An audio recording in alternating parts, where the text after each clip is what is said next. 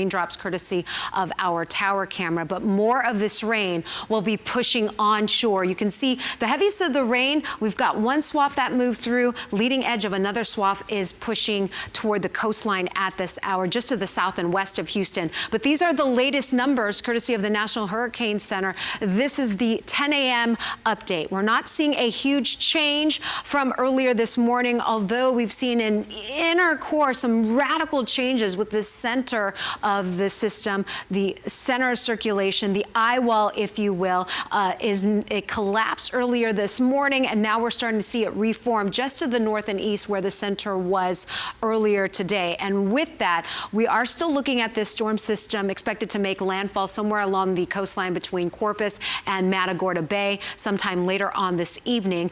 The system is moving faster than where we were earlier this morning. Earlier this morning, it was slowing down as of the 7 a.m. advisory to 5 miles per hour. The latest advisory now picking up a little bit more speed, and now it's made that turn toward the north at about 12 miles per hour. So on this track, the official forecast cone has it pushing onshore sometime after the sun goes down. So later on this evening, as a tropical storm, it will continue to drift to the north, eventually making that curve to the north and east. And you can see the cone of uncertainty taking it, whether it closer toward the coast or even into the Houston area, but making that turn toward the north and east. And the latest computer models are showing that it should weaken to a tropical depression as early as Tuesday evening, but there's still going to be some heavy rain attached to this, and then it should continue to spread toward the north and east as we get into Wednesday night. One of the other big changes that the National Hurricane Center has posted in their latest advisory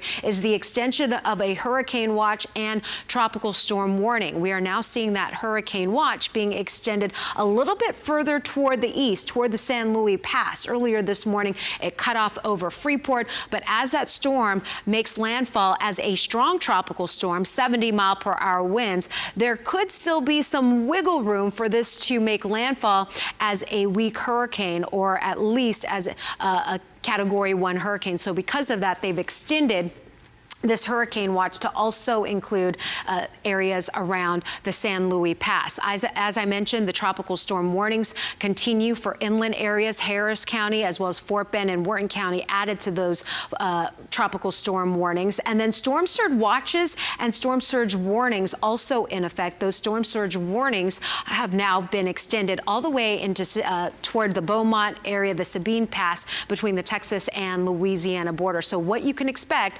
living along that coastline, that storm surge will start to increase as we get into the afternoon and especially this evening. The rains have been progressing toward the north, now starting to see some of that rain pushing into our northern counties. The heaviest of that rain along the coastline continuing to spread inland. Our first flood advisory was posted a couple of hours ago. That is still in effect through 10:45 this morning for Brazoria, Galveston, and Harris County. So some minor ponding on the roads already being observed along the Gulf Freeway. So some of you may already want to avoid some of these roads. Dixie Farm Road, one of those roads that are taking on some high water spots. Projected or estimated rainfall totals really between 1 to 3 inches, but we are seeing some steady rainfall amounts per hour between 1 to 2 inches. That is going to increase throughout the afternoon, especially during the evening, as these heavier bands of rain offshore continue to track toward the north. When we talk about rainfall rates, the rainfall rates in between 2 to 4 inches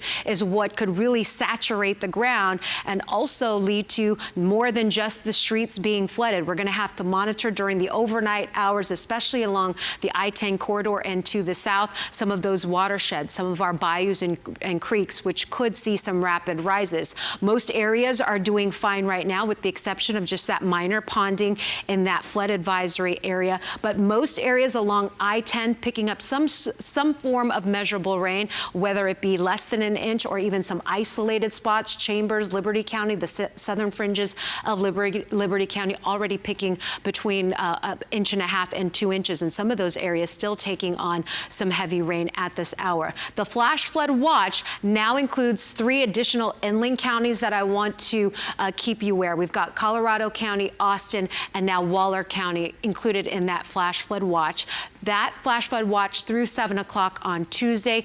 Earlier this morning, because of the reformation of the center of circulation, we are also seeing some updated projected rainfall totals. Right now, those rainfall totals along the I-10 corridor to the south, anywhere between 5 to 10 inches. Those of you northwest of town where some of that rain doesn't quite make it up where you are, you're looking at less than 5 inches of rain, but there will be isolated pockets, especially along our coastal communities, that could still receive over 15 inches of rain. As I mentioned already, 1 to 2 inches along the coast. Take a look at Future Track. This steady stream of moisture is going to be ongoing. Look at the timestamp, 7 p.m. That rain is still moving through the area. 10 o'clock, we've got that heavy rain now around the Houston area, portions just to our north. We're still seeing Brazoria County being impacted. Those of you in Fort Bend County, some of our high resolution models are projecting between 4 to 8 inches right along the I-10 corridor. So Fulshire, those of you in Cinco Ranch, those are the type of rainfall totals you can expect between now and let's say tomorrow morning. And then you're going to see that these the heaviest of those bands of rain are expected to lift. Center of circulation is expected to move inland and then eventually weaken to a tropical depression as we get into Tuesday night. What about the wind impacts? Tropical storm force winds will be felt as early as this afternoon.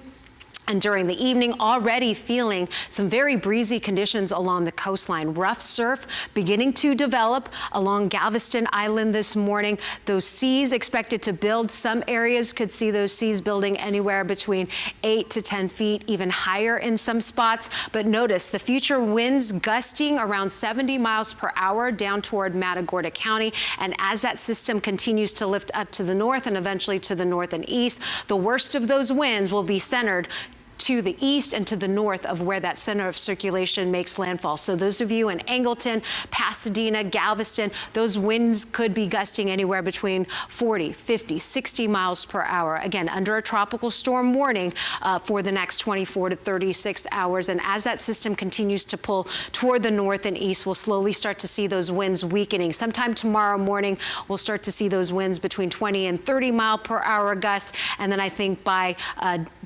day's end on Tuesday night, we'll be back down below 20 miles per hour. So we've got several hours of this. The worst of the conditions are expected to happen later on tonight into the overnight hours. So what you really need to think about is if you're planning on doing any driving this afternoon or during the evening hours, you need to be prepared wherever you stop that that's where you're going to lay your head, because there's a good potential you will not be able to get out on the roads once the sun goes down, especially during the overnight hours as those rains continue to fall, and there's going to be the potential again for some flooding across the area. By the middle of the week, we will start to see some improvements, and we're looking at a much drier forecast for you by the end of the week.